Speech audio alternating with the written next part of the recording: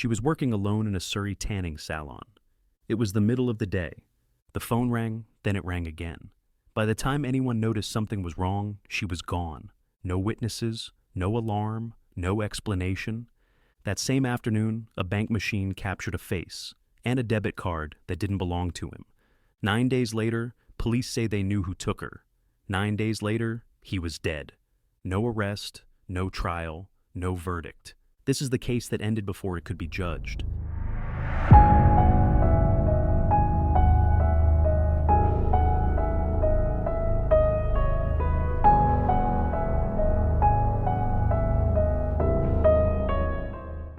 Melanie Carpenter was 23 years old and living in Surrey, British Columbia. She was at a point in life that felt settled enough to be ordinary, working, making plans, trusting routine. Friends and family described her as dependable, someone who showed up when she said she would. Nothing about her life suggested she was moving through the world recklessly or without caution. She worked at a tanning salon in the Fleetwood area, a job that relied on predictability. Clients came and went. Appointments followed a schedule. The space itself was small, familiar, and unassuming, tucked into a strip mall alongside other everyday businesses. It was the kind of place where danger wasn't expected, and vigilance slowly relaxed. On January 6, 1995, Melanie was doing exactly what she had done many times before. She was working alone, a normal arrangement in small retail spaces at the time.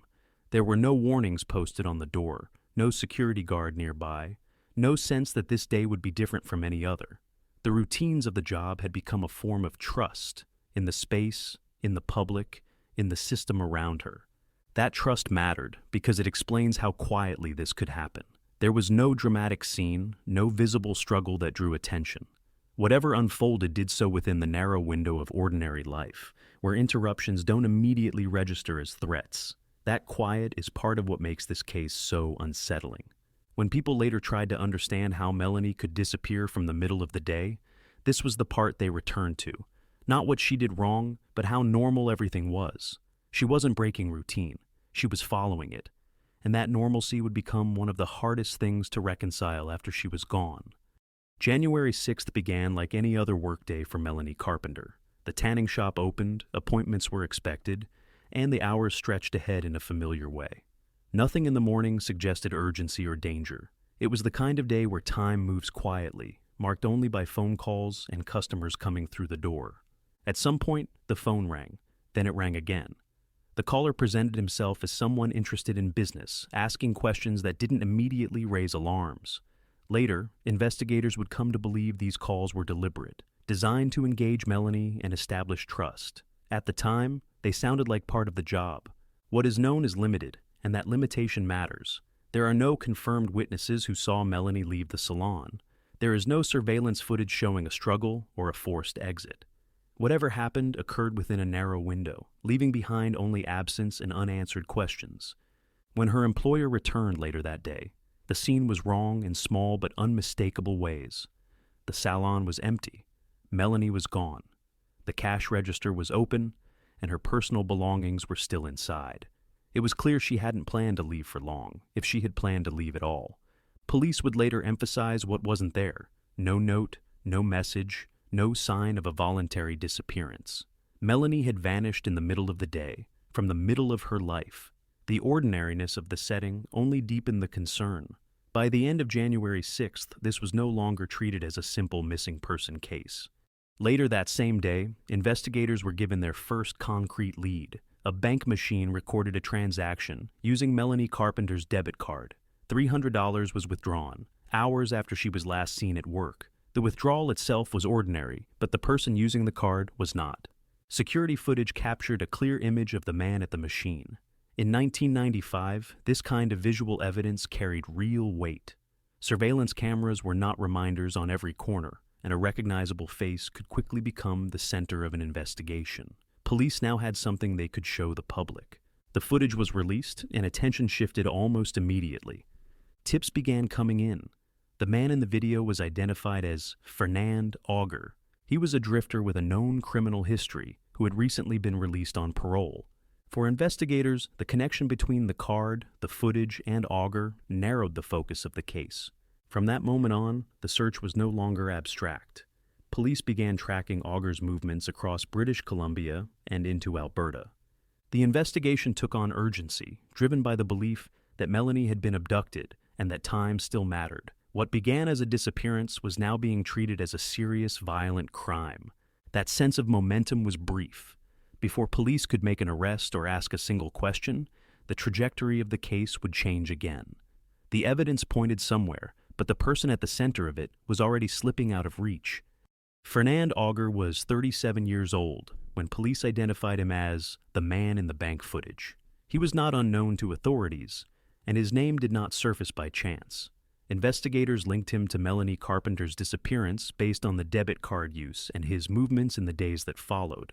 From a policing standpoint, the evidence was circumstantial but compelling. What is known about Augur comes from official records, not speculation.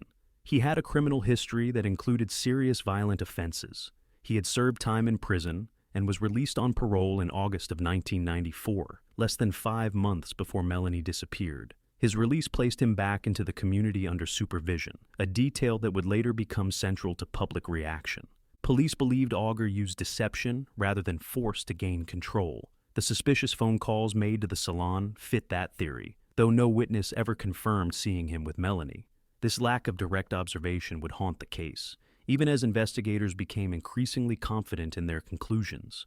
Without an arrest, the evidence would never be tested under cross-examination. As the search expanded, police tracked Augur's movements west to east, across provincial lines. Alerts were issued, and the investigation intensified with the belief that he was actively evading capture. Time mattered, not only for solving the case, but for preventing further harm. Every hour that passed raised the stakes. Despite that urgency, police never reached him in time. Before an arrest could be made, the case shifted again, this time permanently. The man police believed was responsible would never be questioned about Melanie Carpenter, and the story would move forward without answers he alone could have given. On January 15, 1995, just 9 days after Melanie Carpenter disappeared, police received news that changed the case entirely. Fernand Augur was found dead in High River, Alberta. His death was ruled a suicide. With that, the possibility of an arrest ended before it could happen. For investigators, the impact was immediate and irreversible. There would be no interview, no interrogation, no opportunity to confront him with evidence. There would be no charges laid, no courtroom testimony, no defense to respond.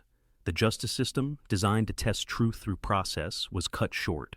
Cases are often described as solved or unsolved, but this one occupied an uneasy space in between. Police stated they believed Augur was responsible for Melanie's abduction and killing. At the same time, that belief would never be examined in court. The conclusion rested on evidence that would never face cross-examination. For Melanie's family, this created a different kind of loss. There was no trial date to prepare for, no verdict to wait on, and no formal moment when the case would be spoken aloud and decided. The answers they might have heard died with the man investigators believed was responsible. What remained was certainty without resolution. This absence would shape everything that followed. The case was officially considered cleared, but emotionally it remained open. Justice, in the traditional sense, had no place to land, and that gap would soon become the center of a much larger conversation. 11 days after Fernand Augur's death, the search for Melanie Carpenter came to an end. On January 26, 1995, hikers made a discovery in a remote area of Fraser Canyon near Hope, British Columbia. What they found confirmed what police had already feared. Melanie was no longer missing, but deceased. Her body had been concealed in a rugged, isolated location, far from where she was last seen. She was covered, placed in a way that suggested an attempt to hide her from view. The setting itself made clear how difficult it would have been for anyone to find her by chance. For weeks she had been there, unseen. Investigators examined the scene carefully, aware of the limitations they now faced. Time and exposure had taken their toll, narrowing what forensic evidence could reliably reveal. Authorities concluded that Melanie had been killed shortly after her abduction. Beyond that, some questions would never be answered with certainty. The discovery shifted the case from a disappearance to a confirmed homicide. It also removed the last remaining hope that Melanie might still be alive somewhere. For her family, the waiting ended. but the grief became permanent. Answers had arrived, but not the ones they needed most. With no suspect left to question and no trial to follow, the case settled into its final form. Police had reached their conclusion, but the story did not feel finished. The focus now moved away from what happened in Fraser Canyon and toward what had allowed it to happen at all. Melanie Carpenter's case did not end quietly. In the weeks after her body was found, grief turned outward, and anger followed close behind.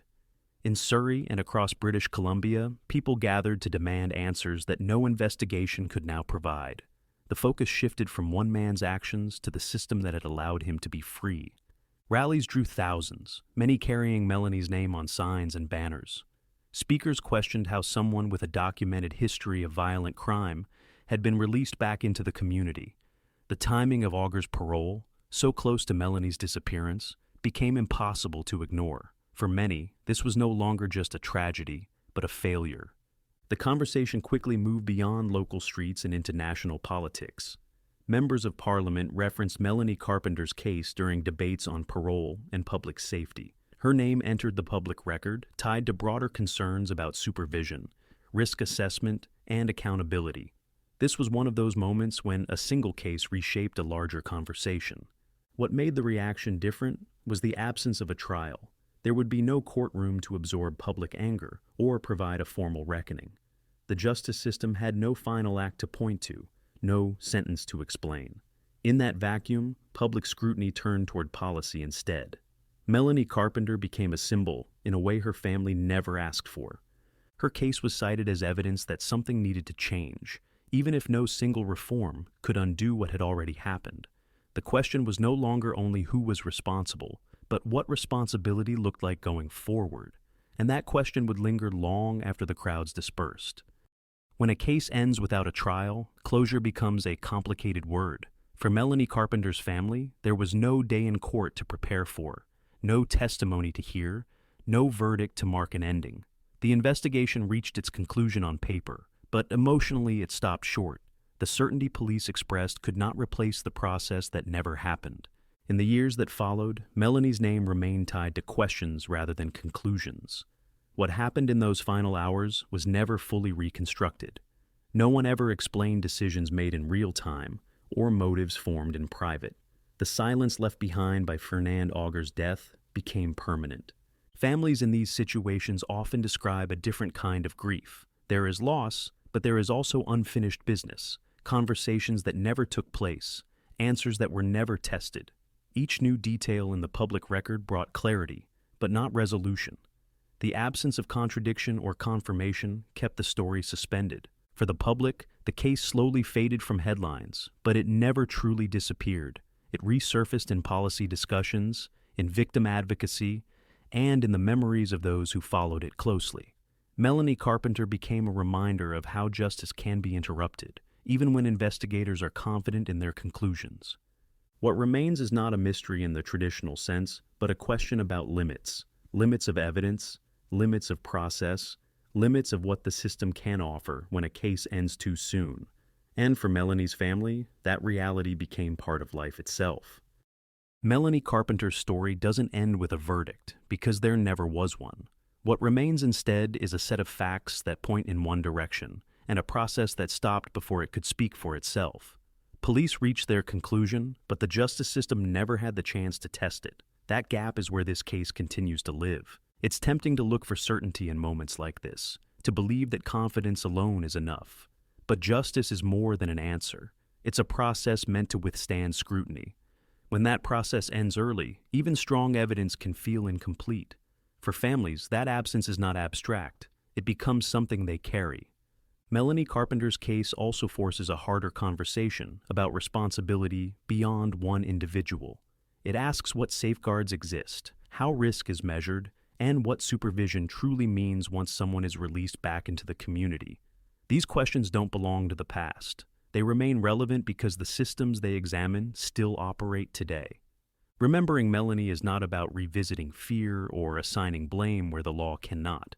It's about acknowledging what was lost and what was never fully resolved. Her name entered the national conversation because the outcome demanded it.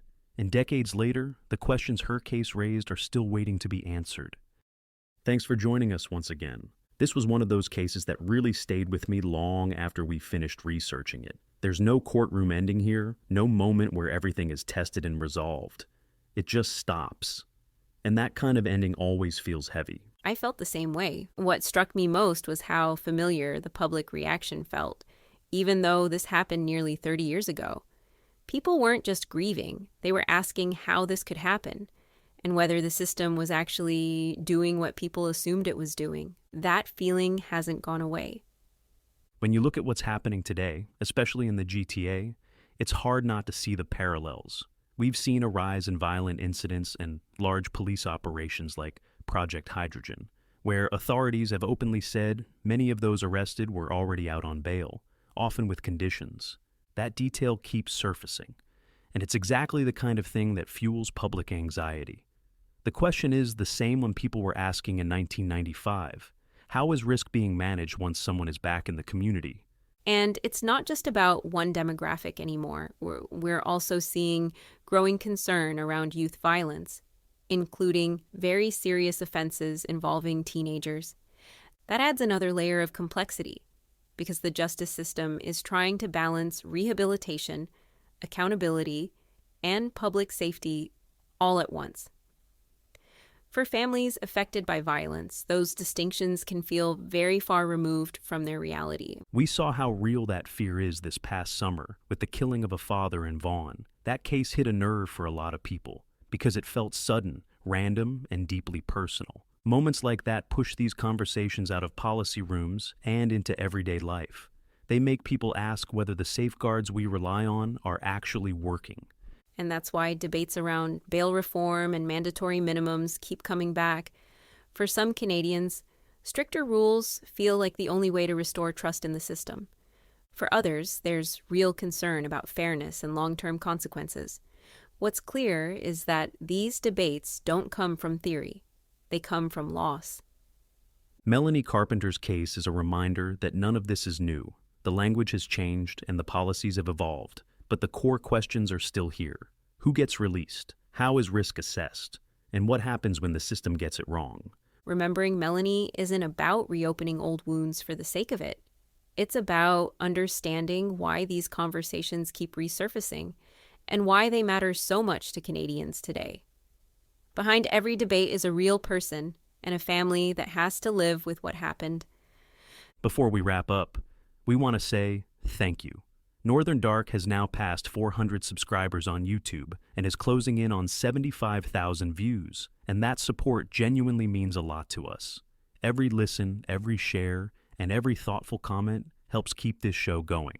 If you're watching on YouTube, make sure you're subscribed, and if you're listening on your podcast app, follow the show so you don't miss future episodes. We really do read your comments, especially when you engage thoughtfully with these cases and the justice issues they raise. That conversation matters. You can also find us on social media. Share the episode, join the discussion, and let us know what stood out to you. Thanks again for being here and for supporting Northern Dark. See you next Monday. Until then, take care of each other.